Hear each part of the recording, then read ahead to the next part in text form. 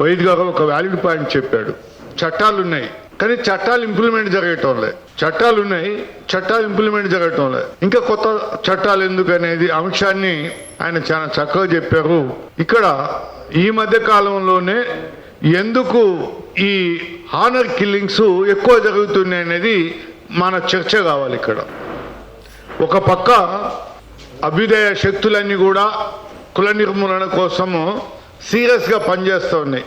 అభ్యుదయ శక్తులు ఎప్పుడైతే సీరియస్గా పనిచేస్తూ ఉన్నాయో ఆ సీరియస్గా పనిచేసేటప్పుడే మతవాద శక్తులు కూడా వివిధ రూపాలతోటి విశ్వాసాలు ఈ సమాజంలో పెంచుతూ ఉన్నాయి.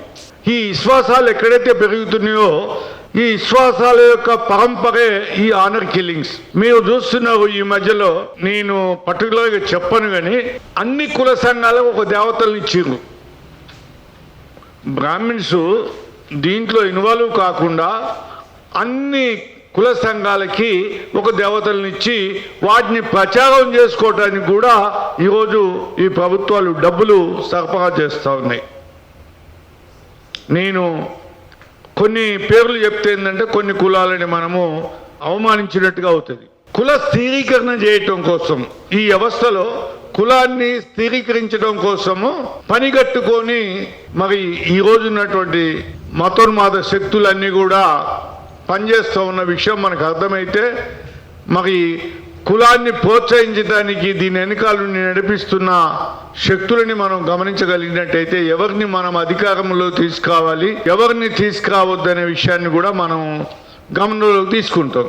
మరి రాష్ట్రంలో ఇన్ని పార్టీలు ఉన్నాయి కదా, కాంగ్రెస్ పార్టీ ఉంది, తెలుగుదేశము, బీఆర్ఎస్, ఇన్ని పార్టీలు ఉన్నాయి కదా, ఈ పార్టీలన్నీ స్పందించలే. ఓన్లీ అభ్యుదయ శక్తులుగా ఉన్న కమ్యూనిస్టు పార్టీలు ఎందుకు స్పందించాయని ఆయన అడిగినప్పుడు మనం వేసుకోవాల్సిన ప్రశ్న ఏంటంటే, రైట్ ఫ్రమ్ ద బిగినింగ్ ఒక 75 సంవత్సరాల కంటే ముందు నుంచే కమ్యూనిస్టులు అభ్యుదయ భావాలతోటి పేదల పక్షం నుండి వాళ్ళ హక్కుల కోసం పోరాటం చేస్తున్న చరిత్ర మన కళ్ళ ముందు ఉంటుంది.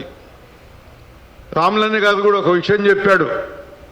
కుల సంఘాలు ఉన్నాయి, మాలమానాడు కానీ మాదిగ దండోర కానీ. మాదిగోళ్ళు పెట్టినప్పుడు మాలోళ్ళు వాళ్ళకి వ్యతిరేకంగా మీటింగ్ పెట్టుకుంటారు, మాలోళ్ళు పెట్టినప్పుడు మాదిగోళ్ళు పెట్టుకుంటారు.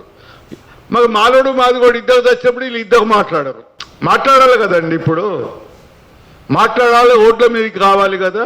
ఈ అంశాలు వాళ్ళకు బట్టవు. వాళ్ళకి వ్యక్తిగతమైన వాళ్ళు వ్యక్తిగతంగా వాళ్ళు ఎట్లా వాళ్ళ గ్రాప్ పడిపోకుండా ఈ సమాజంలో కుల సంఘం పేరు మీద ఎట్లా బతకొచ్చో దానికోసమే ప్రయత్నం చేస్తారు తప్ప మరి ఇంకో దానికి కాదు.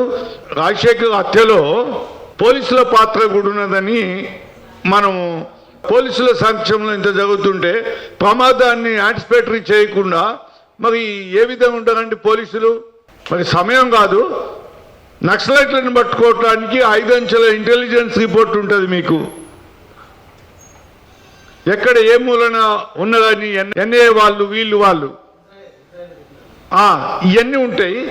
మరి పరువు హత్యలు, ఆనర్ కిల్లింగ్ జరుగుతున్నాయని తెలుసుకోవటానికి మీకు ఇంటెలిజెన్స్ వ్యవస్థ లేదా? మీ ఇంటెలిజెన్స్ వ్యవస్థ ఎవరి కోసం పనిచేస్తుంది? ఈ దేశంలో పేద ప్రజల కోసమా లేకుంటే పెట్టుబడిదారులను రక్షించడానికి అని మనం అర్థం చేసుకోవాలా. మిత్రులారా, ఇది ఒక పెద్ద లోతైన చర్చ. చివరిగా జస్టిస్ చంద్రకుమార్ గారికి నా అపీల్ ఒకటే, గతంలో కూడా చేశాను, మళ్ళీ చేస్తున్నా. ఇప్పుడు నేను ఒక మాదిగగా వెళ్ళి కులం లేదు మతం లేదని చెప్పితే నన్ను బీసీ కులాలు యాక్సెప్ట్ చేయవు. కంచెలయ్య గారికి చెప్పా, కీర్తిశేషులు ఊషా గారికి చెప్పా, ఒక సందర్భంలో మా జస్టిస్ చంద్రకుమార్ గారికి కూడా చెప్పా. బీసీలు చైతన్యవంతం అవ్వాలంటే బీసీలు ఎదిగిన నాయకత్వము, ఎస్సీలు ఎస్టీలు బీసీలు మనమంతా బహుజనులము, మనమంతా ఒక్కటి అని వారే నాయకత్వం తీసుకోవాలి. బీసీలలో ఎదిగినటువంటి పెద్దలు. కారణం ఏంటంటే వాళ్ళని మాత్రమే ఈరోజు ఉన్నటువంటి కాస్ట్ సిస్టంలో ఏ కులమోళ్ళు ఆ కులం నాయకులనే గేట్ తలుపు తీసి లోనికి ఎంటర్ చేసుకునే సిస్టమ్ ఈరోజు ఆవరించింది సమాజంలో. కనుక పెద్దలు అందరూ కూడా బీసీ పెద్దలు వాళ్ళందరికీ నా అపీల్ ఏంటంటే ఈ ఆనర్ కిల్లింగ్స్ని ఆపటానికి వాళ్ళ మీద ఆయా కులాలకి అపారమైన గౌరవం ఉంటుంది కనుక వాళ్ళు వెళ్ళి చెప్పవలసిన బాధ్యత ఉందని మరి ఇది నా వ్యక్తిగతంగా